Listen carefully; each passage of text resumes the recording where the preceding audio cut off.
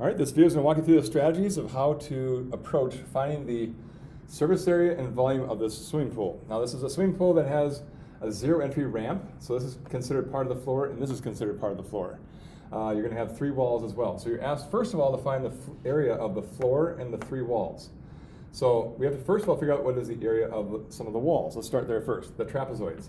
If you're trying to find the area of a trapezoid, you have to know this formula. It's base 1 plus base 2 times the height divided by 2.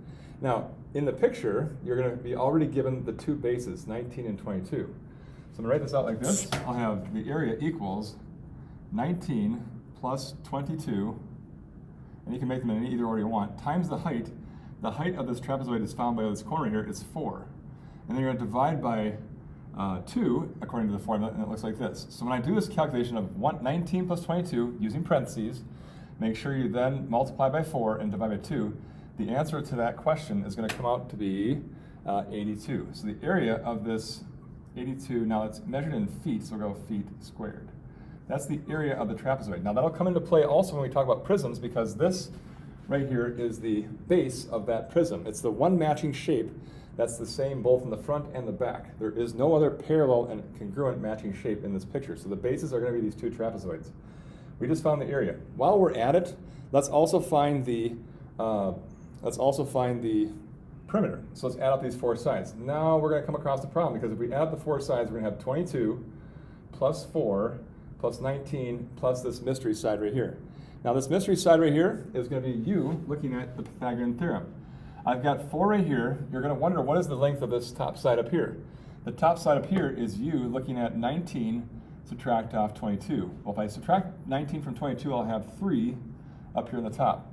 Now remember, whenever you're trying to find the third side of a right triangle, you want to use a squared plus b squared equals c squared. So you're going to do the square root of 3 squared plus 4 squared. Use your calculator. When you have two sides of a right triangle and you're going to try to find the third side, you're going to then use the calculator, and this will come out to be the answer of 5. It's also a perfect Pythagorean triple. That calculation for me comes out to be a 5. So my mystery x right here has a length of 5. This length of this side I'll draw in the picture here too for future parts right here. That's 5 as well. And then we also have 5 marked out for this bottom slope, the ramp right here going into the pool. That's also going to be 5. All right, now what I need to do is I need to try to figure out the perimeter. So if I add up all 4 of these sides, 5 plus 22 plus 4 plus 19, that perimeter is going to come out to be 50 if I add those all up. So I should get 50 feet around the perimeter of my base. So 50 feet. That'll be important to look at later too. So now I know the area of my base, I know the perimeter of my base, and now I need to move on to try and figure out what is the area of the floor and the 3 walls. I just figured out the trapezoid's area to be 82. Now what I want to do is I want to move on to trying to find the area of this back wall. I'll do that right here next. That's 4 by 42. If you multiply 4 by 42, you're going to get this area to come out to be 168 feet squared on this part.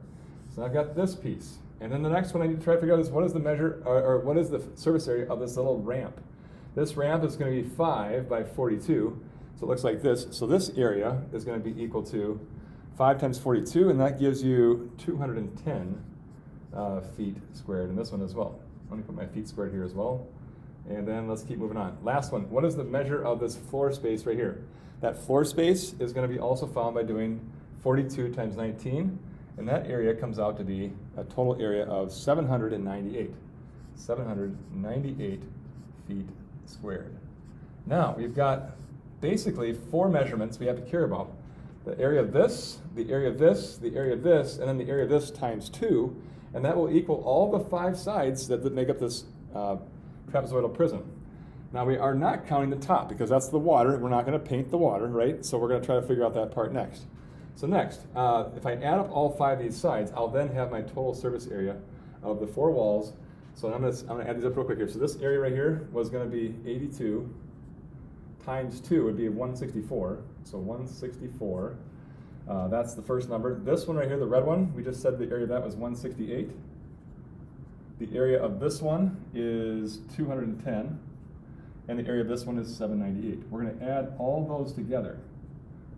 And if you add those all together, we get a total area of 1,340 feet squared. Hopefully that's not too hard to figure out. That's one way to do it. We can try to do this by piecing it together, but you could have also done this exact same problem all in one calculation. This is actually the nice part about math, is there's also multiple ways to do things. I could try to find the complete total surface area of this figure, all 6 sides, and then subtract off the top using the surface area prism formula. Now I can just fill it in like this. If I go 2 times the area of my base, well, I already did that here earlier. The area was 82 feet. That's the area of your base being the trapezoidal prism. So it's going to be 82 plus the perimeter of your base. Now if I added up the perimeter around this shape right here, it came out to a perimeter value of 50. So if I take 50 times the prism height, that's how far apart your two of these shapes are right here. You're going to then have that be a 42 height. So I put 42 right here for my prism height. And then I need to make sure I subtract off the top. Now the top right here is 22 by 42. So I take off the top, which is 22 times 42. Doing this calculation all at once will arrive at the exact same answer as you just did, doing it all piece by piece. So I don't know which one you like better.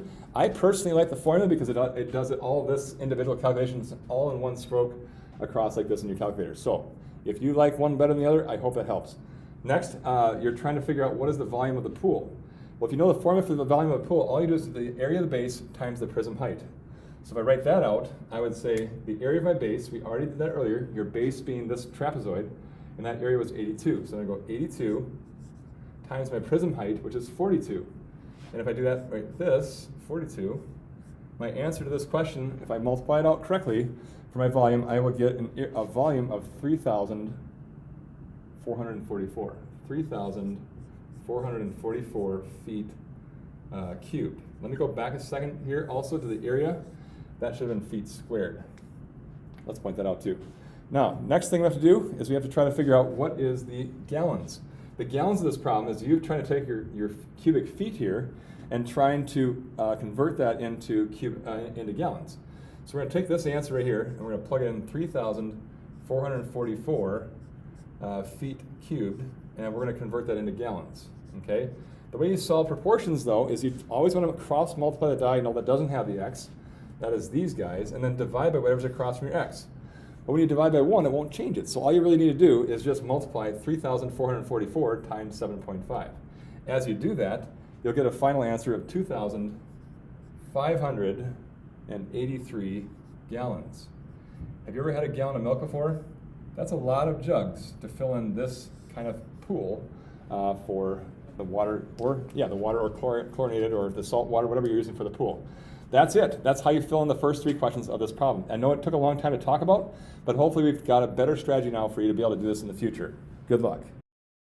All right, and now what we need for this last part is to try to figure out what are the missing sides in this picture to find the amount of fencing needed to go around this pool. So there are 3 sides you don't know. It is these 2 sides, and you don't know this side. Let's start with this side because this is probably the easier of the 2. This side is going to match this side since it's a rectangle, so this is going to be 46 right here. Next, to find these 2 sides, I know the whole length across here is 99.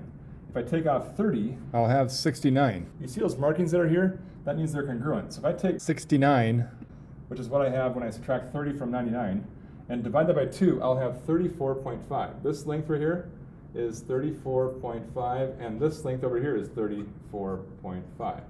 Now I technically did not also say this 12. There's a 12 over here that you don't see as well. Now I have all the sides. So now if I take 46 plus 34.5 for this, plus 12, plus 30, plus 12 again, plus 34.5, plus 46, plus 99, I'll have a total distance around to be 314 feet. This is really easy to do, and it's the second part of this standard assessment. Hopefully this video helps. I hope you can be more successful the next time you try this. Look at the strategies we use in this video, and hopefully, like I said, you'll do better next time. Good luck.